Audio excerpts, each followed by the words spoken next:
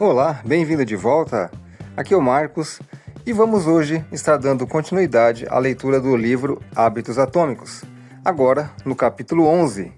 E quero lembrar a você que está aqui e ainda não está inscrito, que por favor se inscreva no canal, dê um like e compartilhe esse vídeo com seus amigos. Fique agora então com a leitura do capítulo 11 do livro Hábitos Atômicos. Capítulo 11. Caminhe lentamente, mas jamais recue. No primeiro dia de aula, Jerry Wiseman, professor da Universidade da Flórida, dividiu seus estudantes de fotografia em dois grupos. Todos no lado esquerdo da sala de aula, ele explicou, estariam no grupo quantidade. Eles seriam avaliados apenas pela quantidade de trabalho que produzissem. No último dia de aula, ele registraria o número de fotos enviadas por cada aluno. 100 fotos significariam nota A, 90 fotos B, 80 fotos C e assim por diante. Enquanto isso, todos do lado direito da sala estariam no grupo de qualidade. Eles seriam avaliados apenas pela excelência de seu trabalho. Eles só precisariam produzir uma foto durante o semestre. Mas para obter um A, ela deveria ter uma imagem quase perfeita. No final do prazo, ele ficou surpreso ao descobrir que todas as melhores fotos foram produzidas pelo grupo quantidade. Durante o semestre, esses alunos estavam ocupados fazendo fotos, experimentando a composição e a iluminação, testando vários métodos na câmera escura e aprendendo com seus erros. No processo de criar centenas de fotos, eles aprimoraram suas habilidades. Enquanto isso, o grupo qualidade se limitou a especular sobre a perfeição. No final, eles tinham pouco a mostrar por seus esforços, além de teorias não comprovadas e uma foto medíocre. É fácil ficar surpreso tentando encontrar o plano ideal para a mudança. A maneira mais rápida de perder peso, o melhor programa para ganhar músculos, a ideia perfeita para um negócio. Estamos tão focados em descobrir a melhor abordagem que nunca chegamos a agir. Como voltar, explicou certa vez, abre aspas, o melhor é o inimigo do bom, fecha aspas. Refiro-me a isso como a diferença entre estar em movimento e agir. As duas ideias parecem semelhantes, mas não são iguais. Quando você está em movimento, está planejando, criando estratégias e aprendendo. São todas coisas boas, mas não produzem um resultado. A ação, por outro lado, é o tipo de comportamento que produzirá um resultado. Se eu descrever 20 ideias para artigos que quero escrever, isto é movimento. Se eu realmente me sentar e escrever um artigo, isso é ação. Se eu procurar um plano de dieta melhor e ler alguns livros sobre o assunto, isso é movimento. Se eu realmente comer uma refeição saudável, isso é ação. Às vezes, o movimento é útil, mas nunca produzirá um resultado por si mesmo. Não importa quantas vezes você vá falar com o personal trainer, esse movimento nunca o colocará em forma. Somente a ação de se exercitar obterá o resultado desejado. Se o movimento não leva a resultados, por que fazemos isso? Às vezes fazemos porque realmente precisamos planejar ou aprender mais. Mas muitas vezes o fazemos porque o movimento nos permite sentir que estamos progredindo sem correr o risco de fracassar. A maioria de nós é especialista em evitar críticas. Não é bom falhar ou ser julgado publicamente. Por isso tendemos a evitar situações em que isso possa acontecer. É essa a maior razão pela qual você entra em movimento em vez de agir. Quer protelar o fracasso. É fácil estar em movimento e se convencer de que está progredindo. Você pensa, Estou conversando com 4 potenciais clientes agora. Isso é bom. Estamos nos movendo na direção certa. Ou tive algumas ideias para o livro que quero escrever. O projeto está caminhando. O movimento faz você se sentir como se estivesse fazendo as coisas, mas na verdade está apenas se preparando para isso. Quando a preparação se torna uma forma de procrastinação, é preciso implementar mudanças. Você não quer apenas planejar, quer praticar. Se quer dominar um hábito, a chave é começar com a repetição, não a perfeição.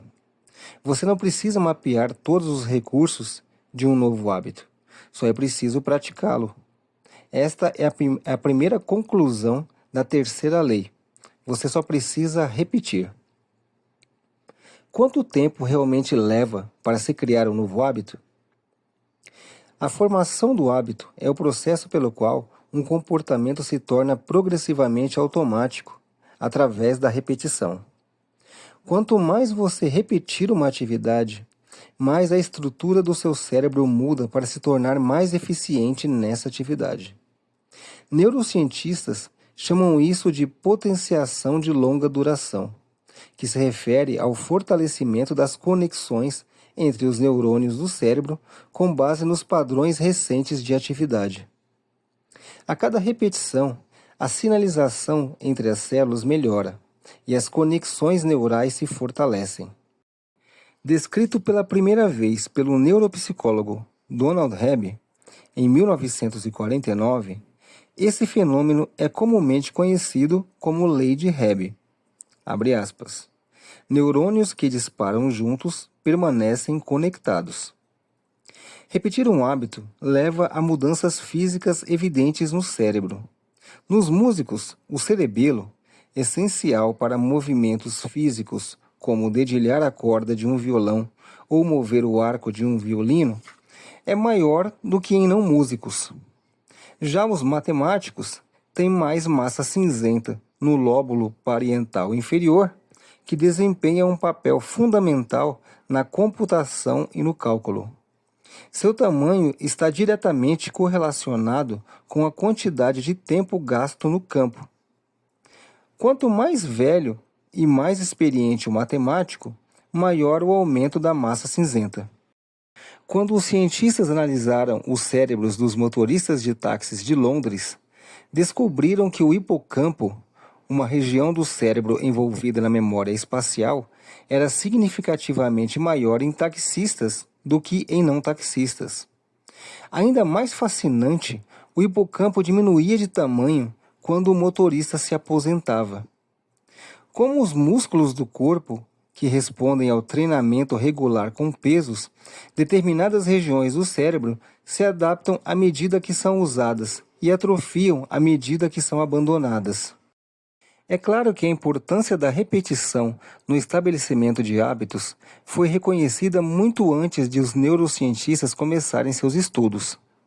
Em 1860, o filósofo britânico George H. Lewis observou, abre aspas, ao aprender a falar um novo idioma, tocar um instrumento ou realizar movimentos não familiares, sentimos uma grande dificuldade, porque os canais pelos quais cada sensação tem que passar ainda não se estabeleceram. Mas assim que a repetição frequente criar o caminho, essa dificuldade desaparece. As ações se tornam tão automáticas que podem ser realizadas enquanto a mente está envolvida em outra atividade. Fecha aspas. Tanto o senso comum quanto a evidência científica concordam. A repetição é uma forma de mudança. Cada vez que repete uma ação, você está ativando um determinado circuito neural associado a esse hábito.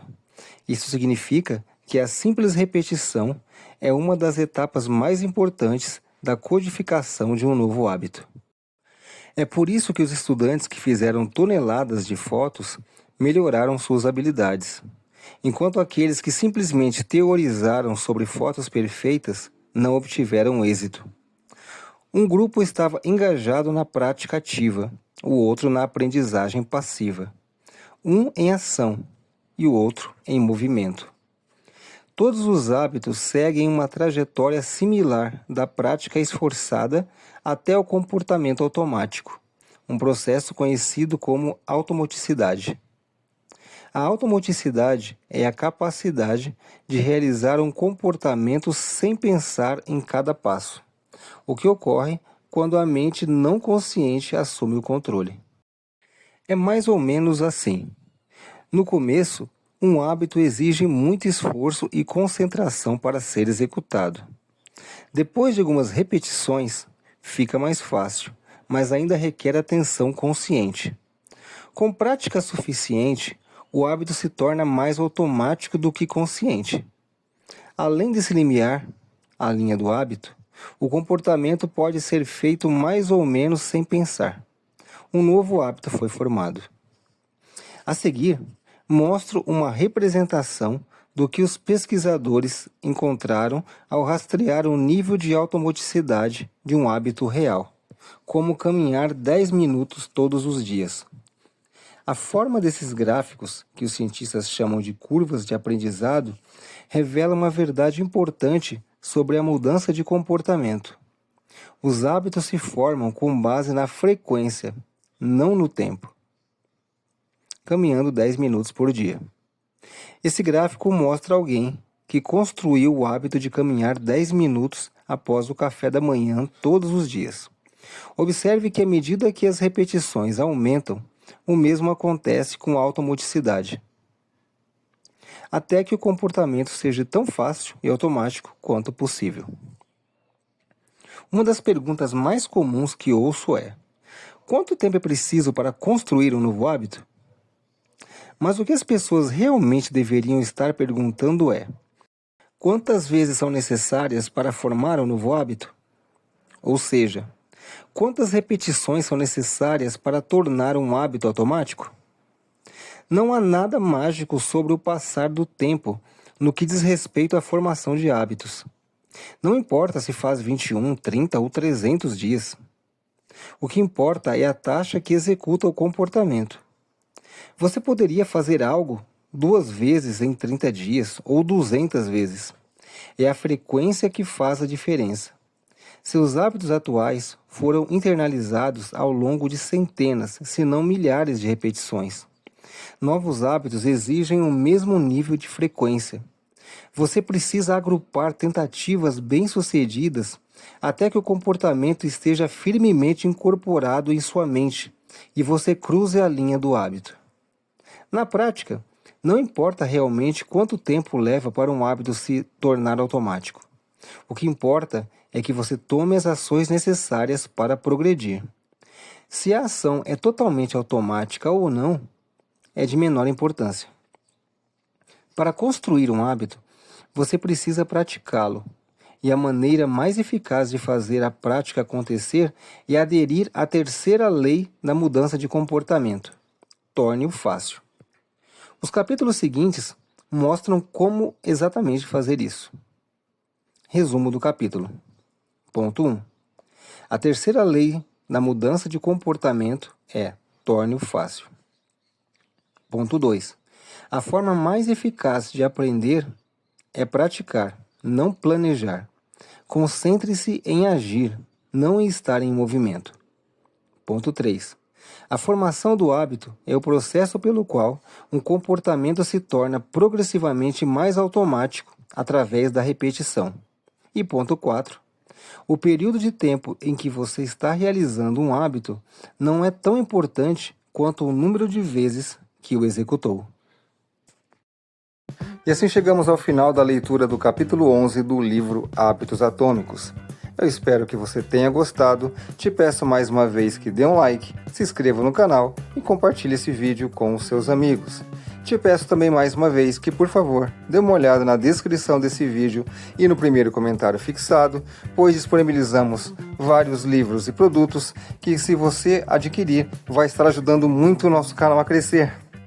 Ainda mais agora que tivemos este problema da remoção temporária do nosso canal e tivemos que remover todos os vídeos da série O Especialista em Pessoas e Princípios Milenares, isso dificultou e muito o nosso processo de monetização. Então peço a você que, se puder, dê uma olhadinha lá na descrição desse vídeo e no primeiro comentário fixado. No mais uma vez eu agradeço por você ter acompanhado e fiquem com Deus até o próximo vídeo. Tchau!